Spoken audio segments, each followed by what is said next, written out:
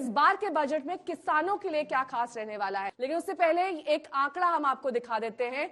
दरअसल ये आंकड़ा किसानों से ही जुड़ा हुआ आंकड़ा है और इस में किस तरीके से प्रधानमंत्री ने किसान सम्मान निधि में जो बजट एलोकेशन है, जो लाभार्थियों की संख्या है, उसमें लगातार इजाफा हुआ है। अगर हम बात कर लें दिसंबर से मार्च 2018 और 19 की और उसके बाद सीधे 21 और 22 की, तो 3.2 करोड़ से बढ़कर ये 10.4 करोड़ पर पहुंच चुका है। यानी कि लाभार्थियों की संख्या लगातार बढ़ती जा रही है।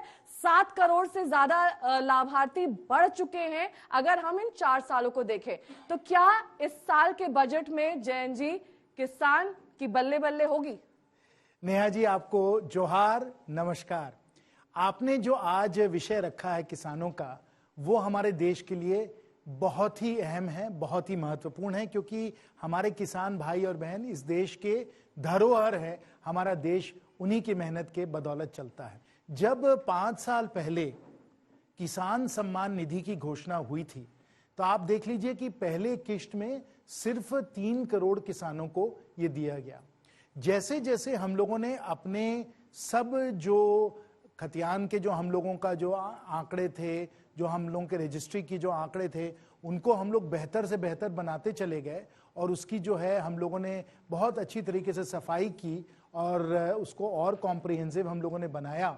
और इसी से जुड़ा हुआ दरअसल एक सवाल यहाँ पर जैन जी ले लेंगे, क्योंकि आप दरअसल समझा रहे थे कि कैसे ये आवंटन लगातार बढ़ा है और लाभार्थियों की संख्या बढ़ी है। लेकिन क्या पीएम किसान योजना, जिसकी हम लगातार चर्चा कर रहे हैं, उसके लिए रकम बढ़ाए जाने की जरूरत है? क्योंकि यही मांग सबसे बड़ा वर्ग जो किसानों का है वो कर रहा है। वो कह रहा है कि हमारी जरूरतें लगातार बढ़ रही हैं और ये आवंटन भी बढ़ना चाहिए। इस बजट में किसानों को और क्या मिल सकता है?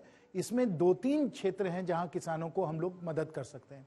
एक तो यही है कि हम लोगों ने उन लोगों को फर्टिलाइजर सब्सिडी, किसान सम्मान निधि, इन मिनिमम सपोर्ट प्राइसेस, ये सब जो नीतियां हैं, इसमें हम लोग बढ़ोतरी दे सकते हैं कि नहीं दे सकते हैं? अगर देंगे तो उनकी कमाई बेहतर होगी, क्योंकि खर्चे कम हो सकते हैं और उन लोगों को कमाई जो है उनको ज्यादा मिल सकती है। दूसरा, हमने पहले भी आप लोगों को बताया था कि agriculture infrastructure fund, dairy fund, fisheries fund, इन सब चीजों पे भी हम लोग ध्यान दे रहे हैं। यहां भी हम लोग बजट में और इनको पैसा देकर ये सब जो ग्रामीण इंफ्रास्ट्रक्चर, रूरल इंफ्रास्ट्रक्चर के जो तरीके हैं, इनमें भी हम लोग अपने किसान भाइयों को हम लोग मदद कर सकते हैं। जैसे कोल्ड स्टोरेज है, ये भी हम लोग उनको एक सुविधा दे सकते हैं। ये इंफ्रास्ट्रक्चर सपोर्ट आप बता, ये एकदम रूरल इंफ्रास्ट्रक्चर सपोर्ट, नाबार्ड और कई और ऐसी संस्थाएं हैं जिनके द्वारा रूरल इंफ्रास्ट्रक्चर, ग्रामीण इंफ्रास्ट्रक्चर में सहयोग दिया जा सकता है, इंफ्रास्ट्रक्चर फंड के द्वारा, कोल्ड स्टोरेज के द्वारा, वगैरह वगैरह। और एक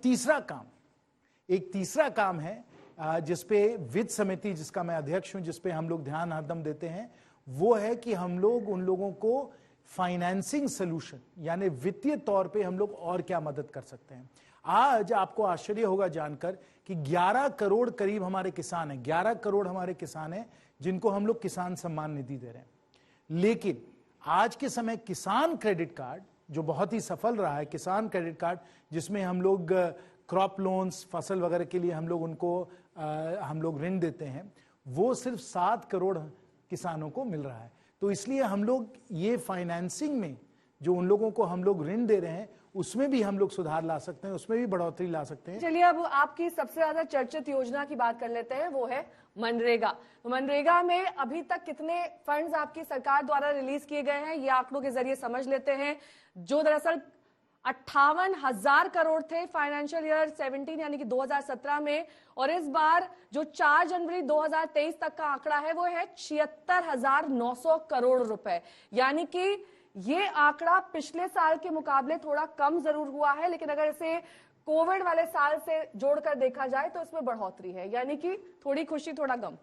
इसमें तो ये है कि हम लोगों ने काफी इसको मनरेगा को बढ़ाया, क्योंकि आपको मालूम है कि लॉकडाउन के समय बहुत सारे लोग जो थे, जो शहरी क्षेत्र में थे, वो ग्रामीण क्षेत्र में आए, तो उनको भी हम लोगों को मदद करना था, उनको भी सहारा देना था। तो हम लोगों ने सहारा दिया, इसलिए नरेगा में खर्चा बढ़ा है। साथ साथ एक और है आंकड़ा जो मैं आपको दिखाना चाहूंगा, वेज रेट। आप देखिए, आप देखिएगा कि वेज रेट भी जो है वो भी बढ़ाई है। बढ़ा है। तो इसलिए अगर इसमें जो खर्चा है, अगर इसको बढ़ाया गया है, तो एक तो ये कारण है क्योंकि संख्या बढ़ी है, ज्यादा लोग हैं जो नरेगा का लाभ ले रहे हैं, और साथ साथ हम लोगों ने उसका जो दिहाड़ी है, जो वेज रेट है, दिहाड़ी को भी हम लोगों ने काफी बढ़ोतरी दी है, और आज के समय करीब 220 रुपए के आसपास दिहाड़ी नरेगा का हो गया है। लेकिन मनरेगा में रोजगार के मौजूदा हालात क्या हैं? नरेगा का एक बहुत सकारात्मक प्रभाव ये हुआ है कि एक फ्लोर बना है, और इसके द्वारा इससे ज्यादा ही भाव पे लोगों को उनका डेली वेज रेट मिल रहा है। अगले सवाल में भी दरअसल किसानों की ही बात होगी, क्योंकि फूड प्रोसेसिंग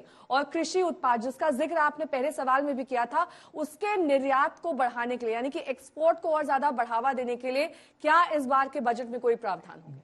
वो तो बजट में देखना पड़ेगा, लेकिन अगर हम लोग पिछले बजटों को देखें नेहा जी, तो वहां हम लोगों ने बहुत सारे नए नए योजनाओं को हम लोग लाए हैं, जिसके द्वारा कृषि का जो उत्पादन है, जो हमारी फसल है, उसका हम लोग पहले तो सदुपयोग, प्रोसेसिंग भी कर सकते हैं, साथ साथ उसका एक्सपोर्ट भी कर सकते हैं। और इसमें बहुत सारी योजनाएं हैं। एग्रीकल्चर इंफ्रास्ट्रक्चर फंड की हमने बात की, कोल्ड स्टोरेज की हमने बात की, हमने आपको ये भी बताया कि एफपीओज जो है, cooperatives, farmer producer organisation, cooperatives को बहुत हम लोग प्रोत्साहन दे रहे हैं, और अब कोशिश है कि पूरे देश भर में 10,000 हम लोग कोऑपरेटिव बनाए, और हर कोऑपरेटिव को हम लोग बहुत सारे हम लोग साधन दे रहे हैं, फाइनेंसिंग दे रहे हैं, उन लोगों को टेक्निकल असिस्टेंस दे रहे हैं, उन लोगों को नाबार्ड के द्वारा बहुत सारे फंड्स मिल रहे हैं। इसलिए कोऑपरेटिव जो है, कोऑपरेटिव, इसको जितना हम लोग मजबूत बनाए, जितना सुदृढ़ बनाए, उतना हम लोग अपने किसानों को मदद कर सकते हैं। और सबसे बड़ा कोऑपरेटिव तो आप लोग सब लोग जानते हैं, और वो है अमूल।